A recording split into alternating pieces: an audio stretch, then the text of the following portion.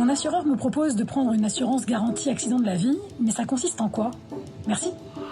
L'assurance garantie accident de la vie sert à vous couvrir ainsi que votre famille en cas d'accident de la vie courante, survenu chez vous ou au cours de vos loisirs.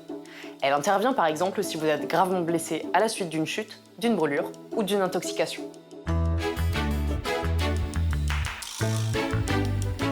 Si vous vous coupez avec un taille-huée ou si vous chutez d'un escabeau et que vous avez des séquelles importantes, l'assurance garantie accident de la vie peut intervenir.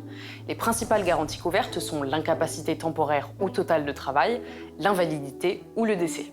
Le contrat peut être souscrit pour vous seul ou pour votre famille. Le montant des cotisations représente une centaine d'euros par an, mais attention, elles ne sont pas récupérables.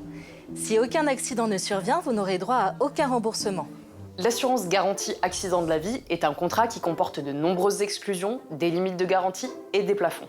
Effectivement, une lecture attentive du contrat est recommandée avant toute souscription afin de vérifier très scrupuleusement les conditions de garantie et les exclusions. Par exemple, certaines activités comme les sports risqués sont souvent exclues et si vous avez plus de 65 ans, certaines garanties peuvent diminuer. Gardez en tête que ce type d'assurance ne couvre pas les accidents de voiture ou de travail et ceux consécutifs à une maladie, car ils engagent d'autres mécanismes de protection. Si un accident couvert par le contrat garantie accident de la vie survient, alors comment ça se passe? Tout d'abord, l'assureur peut demander l'évaluation du préjudice à un médecin expert.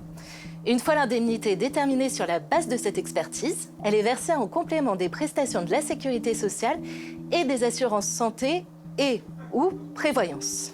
Enfin, sachez qu'il existe un label GAV. Les contrats ainsi labellisés prévoient un socle minimum de garantie dès lors que l'invalidité permanente est égale à au moins 30%.